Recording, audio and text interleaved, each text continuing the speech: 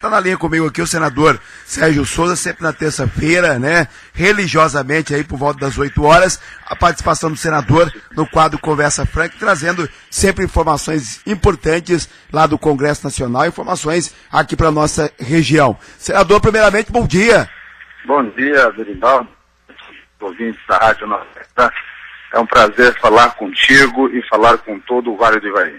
Mas, senador, nós temos aqui hoje alguns assuntos importantes para a gente destacar. Eu sei que essa semana nós tivemos um episódio importante aí no Congresso Nacional, que foi a lembrança dos 20 anos da morte de Ulisses Guimarães. Quem não tem passado não consegue construir um futuro. Eu acho que a lembrança e tudo isso que aconteceu, essa homenagem aí no Congresso Nacional, é importante, né? Olha, Ulisses Guimarães foi o baluarte, o timoneiro da redemocratização do Brasil.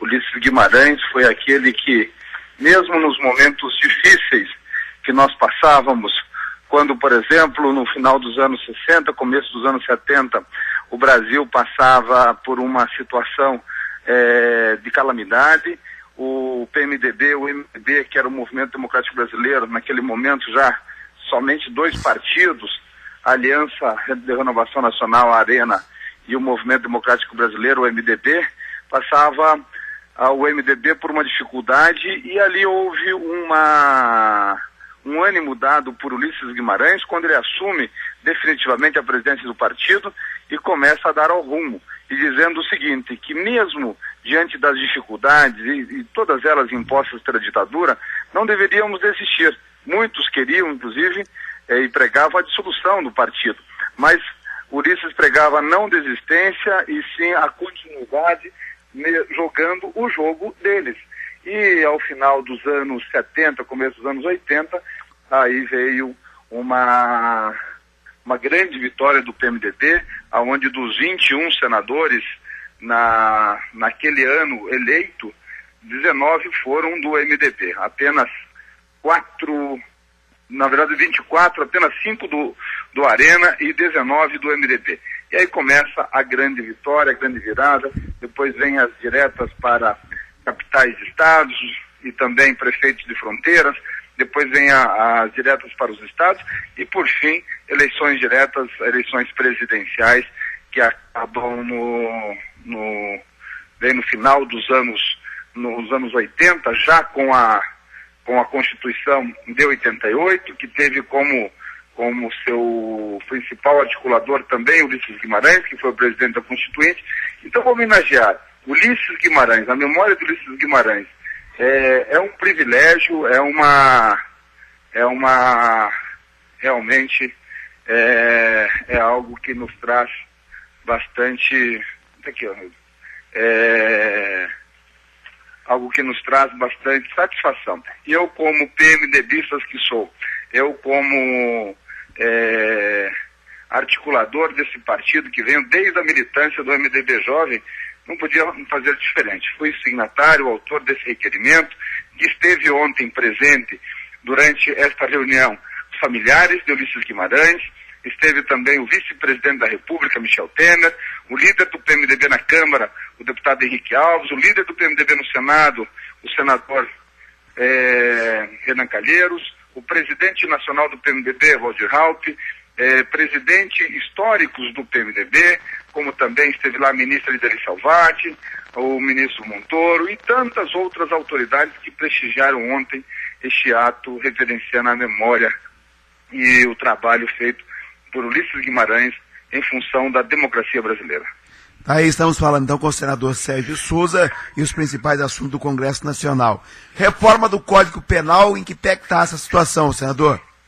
Olha, nós retomamos agora, esta semana, algumas audiências públicas, entre elas sobre o Código Penal, mas definitivamente a partir do mês de novembro, onde teremos os trabalhos mais intensos em favor do Código Penal. Ainda caminha a passos lentos. O texto que nos foi entregue pela Comissão de Juristas é um texto fraco, é um texto que precisa muitas mudanças, tem algumas discrepâncias que nos causam espanto. Por exemplo, se você deixar de socorrer uma criança, uma pessoa que venha a ser atropelada, por exemplo, esse socorro não coloque a sua vida em risco. A pena vai de alguns meses a 1 ano. Agora, se for um animal, a pena vai de 1 a 4 anos. Então, quer dizer que a vida de um animal de estimação, ela vale 4 vezes mais do que a vida de um ser humano.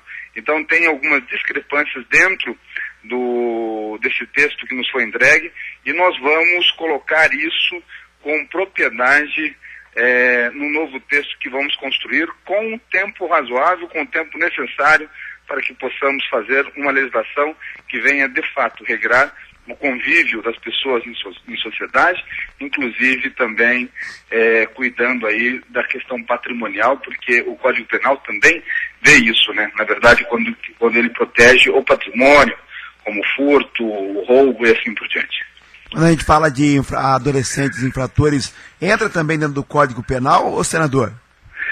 Não, o adolescente ele não entra dentro do Código Penal. Na verdade, a criminalização do menor é uma questão constitucional. A maioridade não está na legislação infraconstitucional, mas eu tenho discutido dentro, por exemplo, do Estatuto da Criança e do Adolescente, na necessidade de nós criminalizarmos ou nós penalizarmos exemplarmente o menor infrator. Mas não o menor infrator comum, mas o menor infrator reincidente em crimes graves. É aquele menor infrator que comete o homicídio, o latrocínio, o estupro e que já cometeu outros crimes graves em outro momento. Então a sugestão que eu faço é uma alteração no Estatuto da Criança e do Adolescente, que é um estatuto que já tem mais de 20 anos, então ele já está adulto, esse estatuto, né? A sugestão de um projeto de lei, inclusive, que tramita no Senado de minha autoria, é para que nós possamos aplicar a pena do Código Penal atinente àquele crime ao menor quando ele for reincidente. Ou seja, se o menor tiver 16 anos e ele já for reincidente em um crime grave e a pena for de 6 anos de reclusão, este menor ele vai ficar até os 18 anos no estabelecimento prisional adequado à sua idade, e depois dos 18 anos ele vai cumprir o restante da pena no estabelecimento comum. Tem muitas críticas nesse sentido, dizendo que é um projeto que passa a criminalizar o menor, mas o que nós queremos, Berimbau, é trazer uma segurança à sociedade. Nós queremos ter uma sensação de punibilidade, nós queremos ter uma sensação de segurança, porque hoje nós sabemos que o menor ele é utilizado por organizações criminosas, o menor ele passou a ser infrator sob o manto de que a ele a justiça não se aplica. E nós precisamos sim que a justiça alcance também o menor. E não vamos imaginar que um menor aí de 17, 16, 15 anos é um inocente. Não, não é não. Nós sabemos muito bem que este menor é uma pessoa consciente dos seus atos e quando comete um crime, comete sabendo o crime que está cometendo. Tem raras exceções que talvez tenha um menor pouco evoluído, mas a maioria das regras são isso. Nós sabemos que nos tempos passados, o menor aí de 12, 13 anos era uma pessoa desprovida de informações. Mas hoje, na velocidade que nos chegam as informações através das redes sociais, da internet, hoje todos quase têm televisão e rádio em suas casas, então, na verdade, o menor hoje passou dos 12, 13 anos, ele é consciente sim dos seus atos e nós temos que rever esta questão da punibilidade para que não haja uma sensação de insegurança de toda a população. Senador, eu queria agradecer aqui pela sua participação no quadro Conversa Franca, mas deixar em aberto aqui se o senador tiver mais algum recado aqui para a região ou para o estado do Paraná. Berimbau, eu estou esta semana em Brasília por ocasião de algumas votações, mas especialmente para cuidar de alguns assuntos de interesse do governo federal e também de interesse do Paraná. Eu hoje tenho uma reunião com a assessoria da presidente Dilma para tratar de nós colocarmos numa legislação, e eu sou convidado pelo governo para isso, a garantia safra. O seguro garantia safra vai ser a grande novidade da agricultura desse ano, e eu fui o parlamentar escolhido para ser o signatário disso no Congresso Nacional. Daqui a pouco estou indo ao Palácio do Planalto para tratar deste e de outros assuntos. Também vamos tratar da questão do cadastro positivo e também vou tratar da relatoria da MP 575, que é a MP que vai trazer as parcerias públicos-privadas, que vai dar uma eficiência, uma nova cara às parcerias públicos-privadas para ajudar ao Brasil neste momento importante que ele vive. Como eu tenho dito, né, o Brasil vive nesse momento recente o seu quarto momento. O primeiro momento veio ali com a Constituição de 88, com as eleições diretas, veio com a redemocratização desse país e o baluarte disso tudo foi o Ulisses Guimarães. O segundo momento veio com o governo do presidente Fernando Henrique Cardoso, com a estabilidade da moeda, já no governo Itamar Franco, com o Plano Real e trazendo aí uma economia estável e menos juros, menos inflação. Um terceiro momento com o presidente Lula, com a inclusão social, a valorização do salário, aonde o Brasil passou a ser o grande consumidor do continente e passou a ter visibilidade mundial e crescendo ao ponto de chegar à sexta maior economia do mundo.